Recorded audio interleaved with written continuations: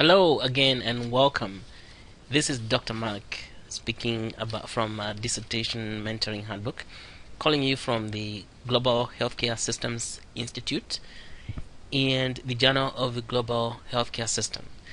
Today we are going to focus on how the book is organized. We're talking about Book 1, Strategies for Quantitative Research. And remember, Dr. Mark Dissertation Mentoring Handbooks give you wings to fly far and high in your dissertation research. Book 1 is meant for doctoral learners working on quantitative dissertation projects.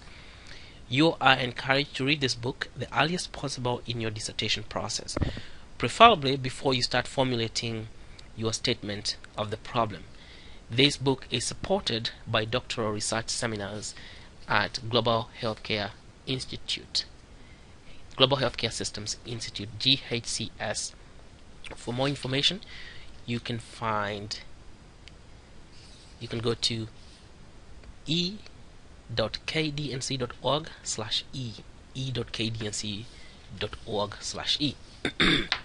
So how this book is organized.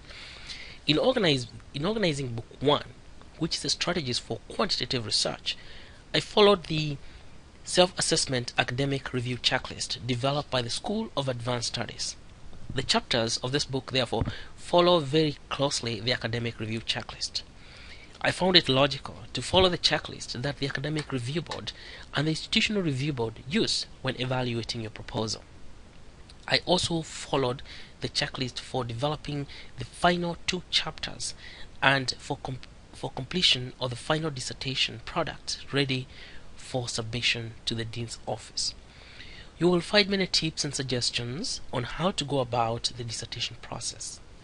I gathered many of these tips by working with learners in the process of completing their dissertations. Inside this book, you'll find a roadmap that will help you navigate the dissertation section by section, which is what I love, sectionalized approach. Before going into a deep discussion about the research proposal itself, I first discuss about the standards of written work recommended for dissertation writing in part 1 of this book. I find that a good understanding of the standards comes before you can even think about the written content. The School of Advanced Studies recommends that the proposal is written in future tense. The dissertation is written in past tense. Both the dissertation and the proposal must be in third person. The proposal and dissertation must be written in standard American English, observing the rules of grammar, punctuation, sentence structure, and spelling. You must format the documents according to APA style. Write everything in active voice. Okay, I dedicate each section a chapter. I explore each section required in the ARC checklist from multiple perspectives, providing you with examples every step of the way. These examples will help you develop your proposal and dissertation. However, you will learn that nothing will prepare you for your proposal and dissertation submission than your own diligence. Part 2 of Book 1 contains a description of the anatomy of Chapter 2 of the proposal or dissertation. We start with Chapter 2 because the literature review is exactly where your dissertation journey begins. The focus of Chapter 2 is literature review. The average length of Chapter 2 is about 40 pages. The recommended length of Chapter 2 is between 30 and 50 pages, and I feel Chapter 2 contains 3 sections. The first section is the introduction to Chapter 2. The second section contains an explanation about the process of collecting literature from various sources. This process is called the documentation process. It is in this section that you explain the strategy that you used for obtaining literature for your study. The third section of Chapter 2 is the body of the chapter. You will learn that you always have 2 variables and an instrument for measuring the effect of one variable on the other in every research project. The 2 variables are the independent and the dependent variable. In the body of the chapter, you will discuss your two variables in three perspectives. 1. The historical perspective. 2. The current findings. And 3. The gap in literature. This is the triad of literature reviewed, ladies and gentlemen. You discuss the history of the variable, the current thinking about the variable, and the gap in literature about the variable for each variable. As such, the body of chapter 2 explores each of these two variables in 3 dimensions. Hence, you have 6 distinct subsections in the body of chapter 2. Finally, you write a conclusion and a summary of chapter 2. Part 3 contains a discussion of the anatomy of the quantitative proposal or dissertation. Chapter 3 contains the research method used in the study. The recommended average length of chapter 3 is about 20 pages. But chapter 3 can be between 10 and 25 pages. After the introductory paragraph, the chapter must contain the following sections in a strict sequence: the method, the appropriateness of the method, the design, the appropriateness of the design, the geographic location, the population, the sample, the sampling technique, the ethical procedures, the data collection procedures, the validity, the reliability, the data analysis, the research report, a conclusion, and a summary. Part 4 of this book contains a discussion of the anatomy of chapter 1 of a quantitative proposal or dissertation. The recommended average length of chapter 1 of the proposal is about 25 pages. The Academic Review Board recommends 17 to 38 pages for chapter 1.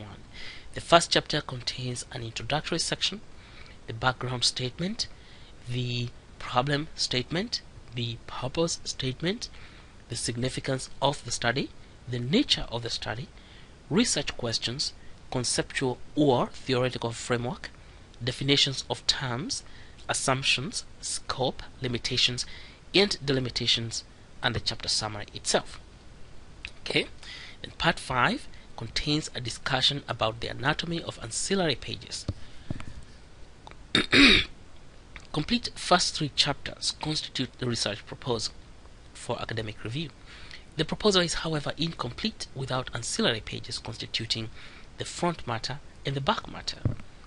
Part 4 contains a discussion about the anatomy of chapter 4 of your discussion. You develop chapter 4 after you complete collecting and analyzing data. Chapter 4 of a quantitative study contains detailed and succinct description of the results of the study.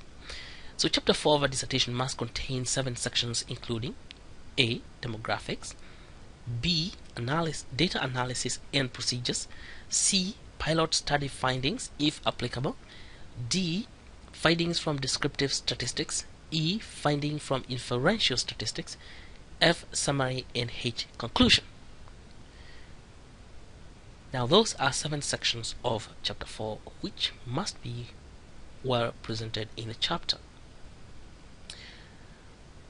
Part 7 contains a discussion about chapter 5 of your dissertation. The structure of chapter 5 must mirror the structure of chapter 4 very closely.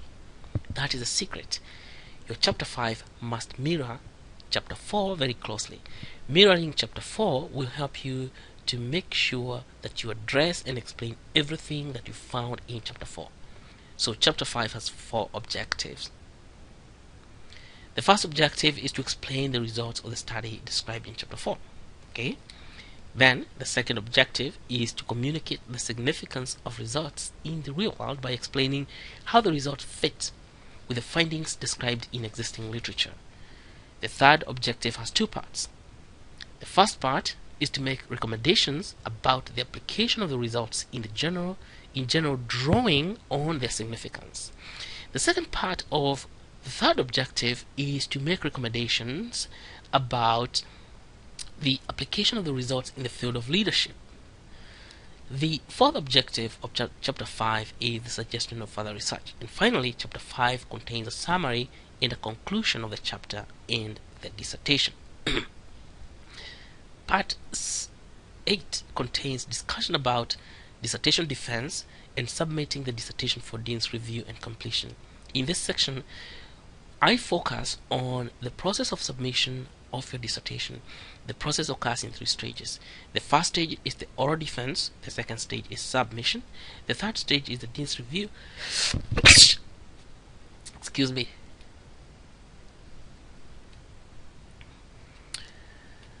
Sorry about that. So the 3 stages occur in a strict sequence, and you cannot go to the next stage before you fulfill one stage. Thank you so much for taking your time to learn about how to get around your dissertation, and the next we shall talk about how you clarify your vision for developing a dissertation. Thank you.